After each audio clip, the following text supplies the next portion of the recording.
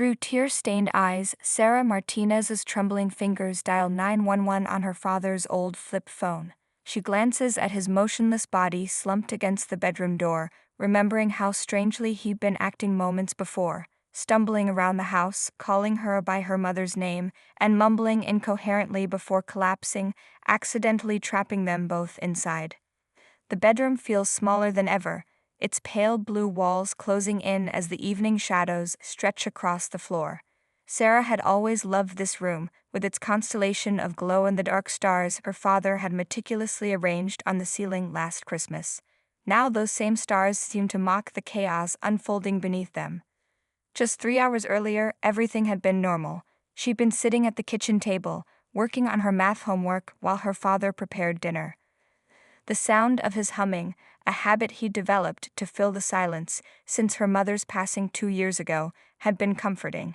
But then he'd stopped mid-song, the wooden spoon clattering to the floor as he gripped the counter for support. "Daddy?" she'd asked, sliding off her chair. "Are you okay?" He'd turned to her with glassy eyes, his usual warm smile replaced by a vacant stare. "Elena?" he'd mumbled, using her mother's name. The room? It's spinning.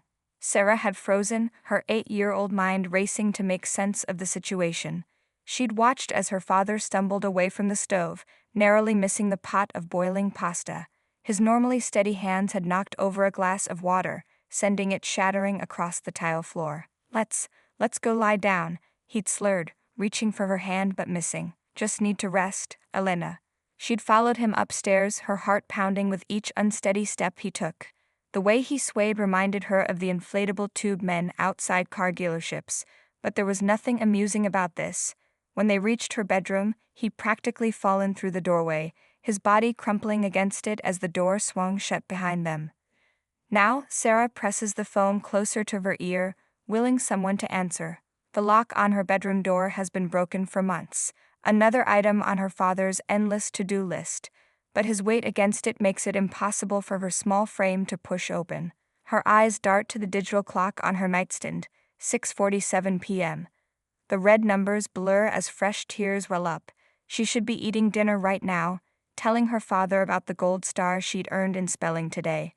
Instead, she's watching his chest rise and fall with shallow breaths, praying she remembers everything from the safety-first presentation at school last week. 911, what's your emergency? A calm voice finally crackles through the phone's speaker. Sarah swallows hard, trying to sound grown-up like her teacher taught them. My daddy's sick," she manages to whisper. "He fell down and locked us in my room. He won't wake up." Outside her window, she can see their neighbor, Mrs. Chen, watering her prized roses. If only she could somehow get her attention. But the window is too high, and her father had installed child safety locks after catching her trying to climb out onto the roof last summer to retrieve her kite. The smell of burning tomato sauce wafts up from downstairs, reminding her of the abandoned dinner. The smoke detector will probably go off soon.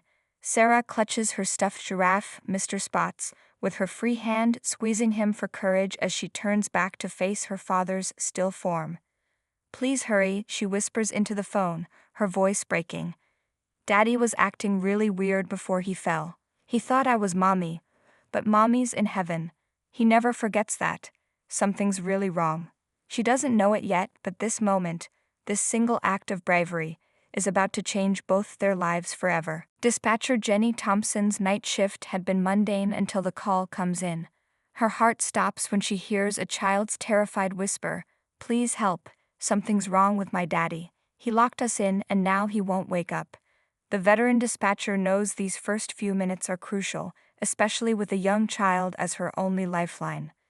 Jenny quickly switches into what her colleagues call her kid voice, gentle but firm, like a favorite teacher. "Hi, sweetheart, I'm Jenny. Can you tell me your name?" She signals her supervisor while pulling up the call tracking system, her fingers hovering over the keyboard. "Sarah Martinez," comes the quiet response, followed by a muffled sob. "I'm at 1247 Maple Grove Street. Mrs. Peterson from school made us memorize our addresses." A small smile crosses Jenny's face despite the situation. She makes a mental note to commend this Mrs. Peterson later. "That's very helpful, Sarah. you're doing great. Can you see your daddy right now?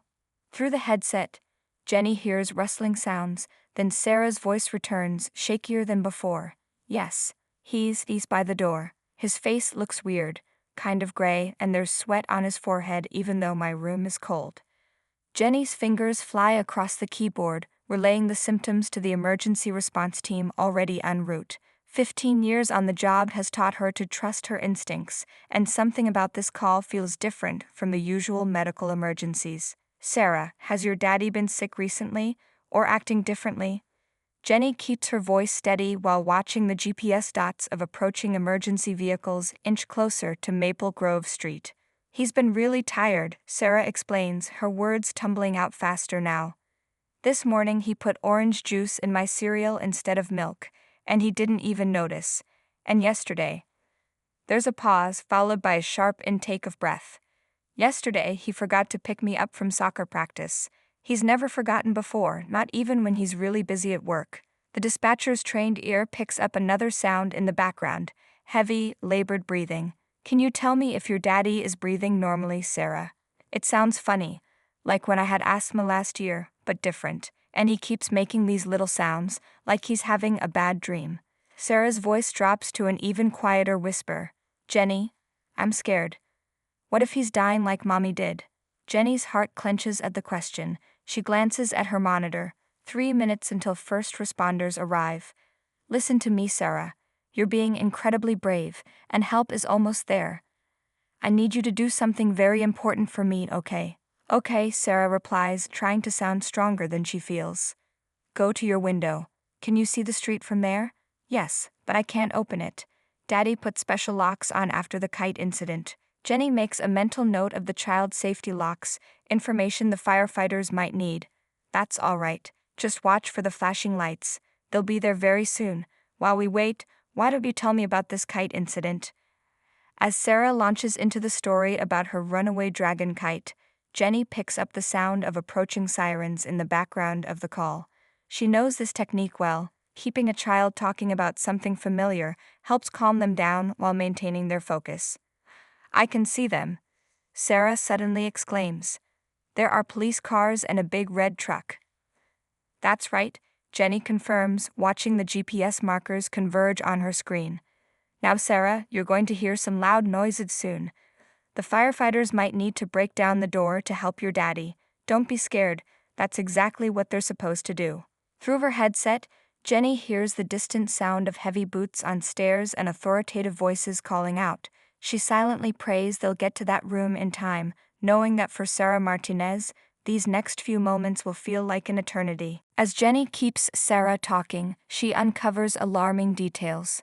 The little girl describes how her father had been forgetting to make her lunch for school, something he'd never done before. How he'd started taking naps in the middle of conversations. How she'd found him in the kitchen that morning, staring blankly at an empty coffee mug, unresponsive to her voice. Tell me more about this morning, Sarah, Jenny prompts, her fingers documenting every detail. The sound of firefighters working on the door echoes through the phone line. I came downstairs for breakfast, like always, Sarah begins, her voice steadying as she focuses on the memory. Daddy was standing at the counter, but something was wrong. His coffee mug was empty, and he kept trying to drink from it anyway. When I said good morning, he didn't answer. Jenny hears a loud crack through the phone. The rescue team making progress on the door. She needs to keep Sarah calm and talking. What happened next, sweetheart? I tugged on his sleeve. That usually works when he's really focused on something, but he just looked at me like he didn't know who I was. Sarah's voice catches. Then he smiled and called me sport. That's what he calls my cousin Tommy. He's never mixed us up before. Through her headset, Jenny can hear the firefighters' voices growing closer. She checks the timestamp. They've been on the call for 12 minutes now. Sarah, could your daddy eat anything today? I don't think so, Sarah replies after a moment's thought. His breakfast plate was still on the counter when I got home from school. And at dinner, she pauses and Jenny can hear her shifting position. Oh no, the stove. We left the pasta cooking. Don't worry about that, Jenny soothes quickly. The firefighters will take care of everything. Tell me about dinner time. He was trying to make spaghetti, but he kept forgetting what he was doing. He put the sauce in before the water was even hot, and then he started calling me Elena. That's my mom's name. Sarah's voice drops to a whisper. Mom died 2 years ago. Daddy never talks about her anymore, but today he kept thinking I was her. Jenny's screen lights up with a message from the emergency team. Forced entry in progress. Suspect severe diabetic episode. Her training kicks in. She needs to prepare Sarah for what's about to happen. Sweetheart, the rescue team is almost there. When they come in, they're going to help your daddy right away. There will be lots of people and equipment, but don't be scared. They're all there to help. I hear them, Sarah exclaims. They're right outside the door.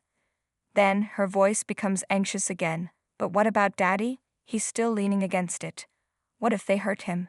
These firefighters are specially trained, Jenny assures her. They know exactly how to move him safely. Now, I need you to do something very important. Can you move to the opposite side of the room, away from the door? But I don't want to leave him alone, Sarah protests, the tremor returning to her voice. I know, sweetheart, but this is how you can help him most right now. The firefighters need space to work. Jenny keeps her voice gentle but firm. Take Mr. Spots with you. You can watch over your daddy together. There's a rustling sound as Sarah complies. Okay, we're by my bookshelf now. Mr. Spots can see everything from here. Suddenly, there's a loud crack, followed by the sound of multiple voices. Jenny hears Sarah gasp as emergency responders flood into the room. Through the chaos, she can make out medical terminology being called out. Blood glucose critically low, altered mental state, possible ketoacidosis. Jenny? Sarah's voice is barely audible now. They're helping him, right? He's going to be okay? Before Jenny can respond, she hears a paramedic's voice close to Sarah. Hi there, brave girl. Is that your dad's phone?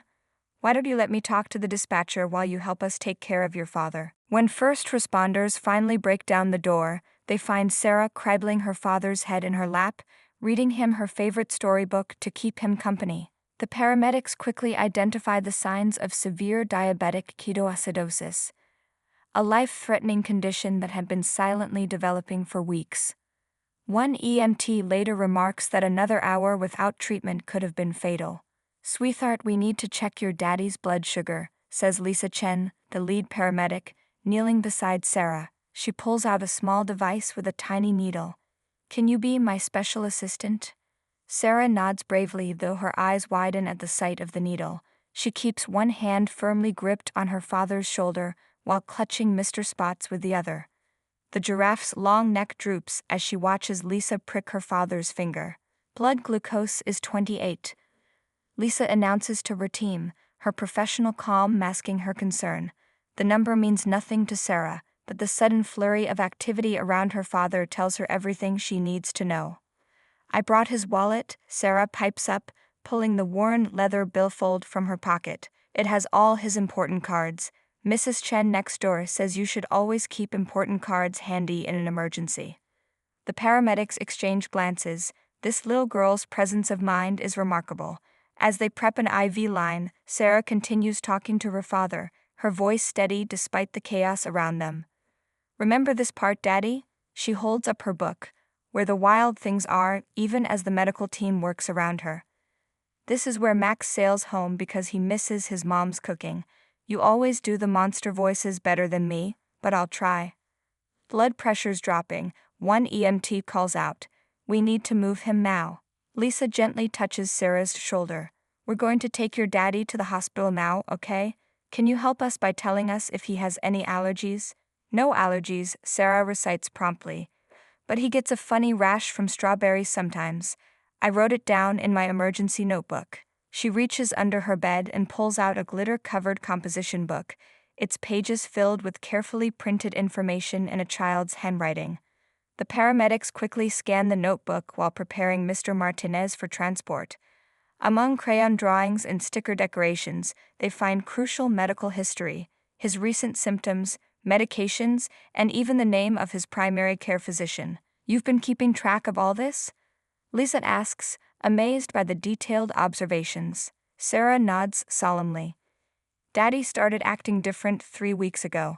He used to help me with homework every night, but then he started falling asleep at the table. I thought maybe he was just tired from work, but she hugs Mr. Spots tighter. Then he started forgetting things, important things. As they wheel Mr. Martinez toward the ambulance, Sarah trots alongside, still clutching her storybook and stuffed giraffe. The evening air is cool and neighbors have gathered on their lawns, drawn by the emergency vehicle's lights. "There's room for you in the ambulance," Lisa tells her, noting how the child hasn't let go of her father's hand. "Would you like to ride with us?" Sarah climbs in without hesitation, settling into the jump seat where she can keep watch. As the ambulance doors closed, she catches a glimpse of Mrs. Chen standing in her garden, still holding her watering can, now surrounded by other concerned neighbors. The siren wails to life, and Sarah feels the ambulance begin to move. She watches the paramedics work, their hands swift and sure as they attach monitors and adjust IV lines. Her father's color is already looking better, though he remains unconscious. "Hey," Lisa says softly, pausing in her work. "You know what?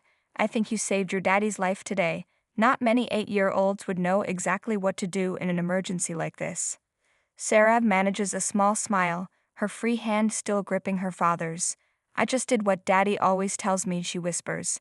"When you're scared, you don't run away. You ask for help and stay brave until help comes." The hospital becomes a maze of frightening machines and unfamiliar terms. Sarah's Aunt Maria finds her niece curled up in a waiting room chair, clutching her father's worn leather wallet. Together, they learn about type 1 diabetes, with Sarah asking surprisingly insightful questions that impress even the endocrinologist. "Will Daddy's brain still forget things?" she asks, revealing her deeper fears. The emergency room's harsh fluorescent lights cast strange shadows on the pale green walls. Sarah hasn't let go of Mr. Spots since they arrived, his fuzzy neck now damp from her tears. Aunt Maria wraps her cardigan around Sarah's shoulders, the familiar scent of vanilla and coffee providing a small comfort in this sterile environment. "Dr. Reynolds will be here soon," Aunt Maria says softly, stroking Sarah's hair. "They're just running some more tests on your father." Sarah nods, her eyes fixed on the double doors where they'd wheeled her father away. Her emergency notebook lies open on her lap, new medical terms carefully printed in purple glitter pen: ketoacidosis, glucose, insulin. The words look strange in her childish handwriting. A young nurse approaches with a juice box and some crackers. "You need to keep your strength up too, brave girl," she says with a warm smile. "Your dad's doing much better now. Would you like to see him soon?" Sarah sits up straighter, suddenly alert. Is he awake? Does he remember me now? Before the nurse can answer, Dr. Reynolds appears, his white coat pockets bulging with medical instruments. He pulls up a chair to sit at eye level with Sarah, something she immediately appreciates. "Your father is stabilizing nicely," he begins, his voice gentle but direct. "Do you know what diabetes is, Sarah?" She shakes her head, but already has her glitter pen poised over a fresh page in her notebook. "Think of it like this," Dr. Reynolds continues, pulling out a blank piece of paper to draw. "Our bodies need sugar for energy, just like a car needs gas. But to use that sugar, we need something called insulin. Your dad's body stopped making insulin, which meant the sugar couldn't get where it needed to go." Sarah's pen scratches across the paper. "Is that why he couldn't remember things? Because his brain wasn't getting energy?" Dr. Reynolds nods, impressed. "Exactly. When blood sugar gets too low or too high, it can make people very confused. But now that we know what's happening, we can fix it. Will his brain go back to normal?" Sarah's voice quavers slightly. "Will he remember I'm not mommy?" Aunt Maria pulls her closer, and Dr. Reynolds leans forward. "Yes, Sarah. Once we got his blood sugar back to normal levels, his brain started working properly again. He's already asking for you." Relief floods Sarah's face, but then she furrows her brow. "But what about next time? What if it happens again when I'm at school?" "That's where education comes in," Dr. Reynolds explains. "We're going to teach both you and your father how to manage diabetes. There will be some changes to your daily routine, but I think you're already good at keeping track of important things." He gestures to her notebook with an approving smile. A diabetes educator named Ms. Patel joins them, carrying a kit full of monitoring devices and insulin supplies. She spreads them out on the small table, creating what looks to Sarah like a scientific laboratory. "Would you like to learn how these work?" Ms. Patel asks. You can help your father use them at home. Sarah nods eagerly, already flipping to a new page in her notebook. As Ms. Paddle begins explaining each item, Aunt Maria notices a subtle change in her niece's posture. The fear is being replaced by determination, the confusion giving way to understanding. "Can I see him now?" Sarah asks when Ms. Paddle finishes her explanation. "I want to tell them about everything I learned," and she hugs Mr. Spots tighter. "I never got to finish reading him our story." Dr. Reynolds stands, offering his hand to Sarah. "I think that's exactly what your father needs right now. Sometimes the best medicine is having someone who loves you by your side." The Martinez home transforms into a carefully orchestrated routine of blood sugar checks and insulin doses. Sarah creates colorful charts to track her father's numbers, decorating them with stickers and encouraging messages.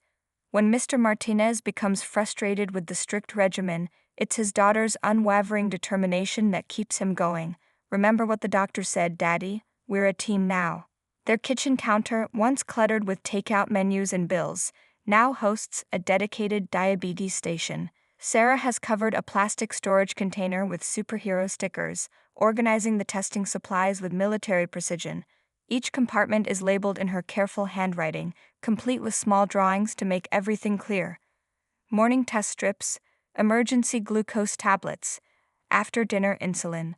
"Daddy, it's 3 o'clock." Sarah calls out one afternoon, racing through the house with her backpack still on. She finds him in his home office, absorbed in work documents. "Time for your snack and check." Mr. Martinez looks up, dark circles under his eyes betraying his exhaustion. Learning to manage diabetes while being a single parent and maintaining his job has been overwhelming. But seeing his daughter's eager face, he manages a smile. "What's on the menu today, Chief Medical Officer Martinez?" he asks, pushing away from his desk. Sarah pulls out a carefully packed container from her backpack. "Apple slices with peanut butter, 15 grams of carbs, just like Ms. Patel recommended. And I drew a smiley face on your testing log for yesterday because all your numbers were in the green zone." As they sit at the kitchen table, Mr. Martinez notices something new on their tracking chart. Sarah has added a row of gold stars, just like the ones her teachers use. "What are these for?" he asks, pricking his finger with practiced ease. "They're your reward stars," she explains, watching the glucose meter count down. "Every time you check without me reminding you, you get a star. When you get 10 stars, we can have a movie night with sugar-free hot chocolate." The meter beeps. 118. Perfect range. Sarah records it carefully in the logbook, her tongue sticking out slightly in concentration. "You know," Mr. Martinez says softly, "I don't think I've properly thanked you for everything you're doing, Maija. Most kids your age are focused on toys and games, not managing their father's medical condition." Sarah looks up, her expression suddenly serious. "Remember what happened when you got sick?" "I was really scared, Daddy. I don't want to be scared like that again." She pauses, fiddling with her pencil. "Besides, Mommy would want me to take care of you." Mr. Martinez feels his throat tighten. They rarely talk about Elena, but since his diagnosis, Sarah has been bringing her up more often. "Your mother would be so proud of you," he manages to say. "She'd be proud of you too," Sarah replies, reaching for the insulin kit. "You're learning all this new stuff, even though it's hard. Like when I was learning to ride my bike without training wheels." As they complete the afternoon routine, Mr. Martinez watches his daughter. She double-checks his insulin dose, makes sure he rotates injection sites, and updates their calendar with his next doctor's appointment. Her childhood bedroom still has princess posters and stuffed animals, but her desk now holds medical reference books borrowed from the library, their pages marked with rainbow sticky notes. "All done," Sarah announces proudly. "Now, can you help me with my math homework? Miss Peterson says if I keep improving, I might be ready for advanced classes next year." "Of course," Mr. Martinez says, clearing away the medical supplies. "But first, I think we've earned those stars you mentioned." Sarah beams, adding 2 gold stars to their chart, one for the perfect timing of the check, and one for her father remembering to bring his testing kit to work yesterday. 8 more stars to go until movie night, but they both know they'll get there, one careful measurement at a time. As they settle in with Sarah's math book, Mr. Martinez realizes that while diabetes has changed their lives dramatically, it has also revealed something extraordinary: the incredible strength of his 8-year-old daughter, who faces each day's challenges with the heart of a lion and the precision of a doctor. At the police department ceremony, Sarah stands nervously before a crowd of uniformed officers, but when she spots Jenny Thompson in the audience, giving her an encouraging thumbs up, she finds her voice. Sarah shares how scared she was that night, but then adds with newfound confidence, "Sometimes being brave means asking for help when you're afraid." There isn't a dry eye in the room. The community room of the police station is packed, every chair filled with officers in dress uniforms, local officials, and families. Sunlight streams through tall windows, glinting off badges and creating halos around the young hero certificates waiting to be presented. Sarah fidgets with the hem of her new blue dress, the one Aunt Maria bought specially for the occasion. Mr. Martinez sits in the front row, his glucose monitor discreetly checking his levels, a habit that's now second nature. He watches his daughter standing at the podium, which has been adjusted to her height with a wooden step stool. The police chief's introduction echoes through the room. 2 months ago, 8-year-old Sarah Martinez faced a medical emergency that would have frightened most adults. But instead of panicking, she took action that saved her father's life. Sarah's eyes scan the crowd until they find Jenny Thompson, wearing her dispatcher's uniform adorned with a special commendation pin. The woman who had been her lifeline that terrifying evening gives her a warm smile and a subtle nod. Taking a deep breath, Sarah pulls her carefully written note cards from her pocket. "When I called 911 that night, I didn't feel brave at all," she begins, her voice small but clear. "I was scared and crying, and my daddy wasn't waking up. But then I heard Ms. Jenny's voice, and she helped me be brave even when I didn't think I could be." In the audience, several officers discreetly wiped their eyes. Jenny Thompson remembers every second of that call, how this tiny girl had maintained her composure while providing crucial information. "My mom died 2 years ago," Sarah continues, looking directly at her father now. "And that night I thought I might lose my daddy too. But Ms. Jenny taught me something important. You don't have to face scary things alone. There are always people ready to help if you just ask." She pulls Mr. Spots from behind the podium, drawing gentle chuckles from the crowd. "This is my stuffed giraffe. He helped me stay brave that night, and now he helps me and Daddy remember to check blood sugar levels and take insulin at the right times. Because being brave isn't just about one big moment. Sometimes it's about doing small, important things every day." The police chief steps forward, holding a special medal, a 5-pointed star with the words "Young Hero" engraved in the center. As he places it around Sarah's neck, she stands a little straighter, her chin lifting with pride. "But I'm not the only hero," Sarah adds quickly, going off script from her note cards. "Ms. Jenny is a hero for staying on the phone with me. The firefighters and paramedics are heroes for helping my daddy. And my daddy," her voice catches slightly, "he's a hero every day. Learning to live with diabetes and never giving up, even when it's really hard." Mr. Martinez feels tears rolling down his cheeks as his daughter continues. "So maybe being a hero isn't about being the strongest or bravest person. Maybe it's about helping each other, looking out for each other, and remembering that it's okay to be scared sometimes." The room erupts in applause as Sarah finishes. Jenny Thompson is the first to stand, followed quickly by every person in the room. As Sarah runs to embrace her father, the police chief announces that Sarah's story will be part of their new school safety program, teaching other children how to handle emergencies. Later, as photographers capture images of Sarah with her medal, standing between her father and Jenny Thompson, someone asks her what she wants to be when she grows up. Sarah doesn't hesitate. "I want to be a dispatcher like Ms. Jenny, or maybe a doctor, because now I know that heroes come in all sizes, and sometimes the bravest thing you can do is help someone else be brave too." 1 year later, Sarah and her father visit schools and community centers, sharing their story. Mr. Martinez watches proudly as his daughter, now more confident than ever, demonstrates to other children how to recognize emergency situations and call for help. The same flip phone that saved his life sits in a display case in their living room, a reminder that even the scariest moments can lead to positive change. And remember, Sarah tells a group of wide-eyed third graders, Your emergency notebook should have important phone numbers, your address, and any medical information about your family. She holds up her own glitter-covered notebook, now well worn but still meticulously maintained. A small boy in the front row raises his hand. But what if you're too scared to call? What if you mess up?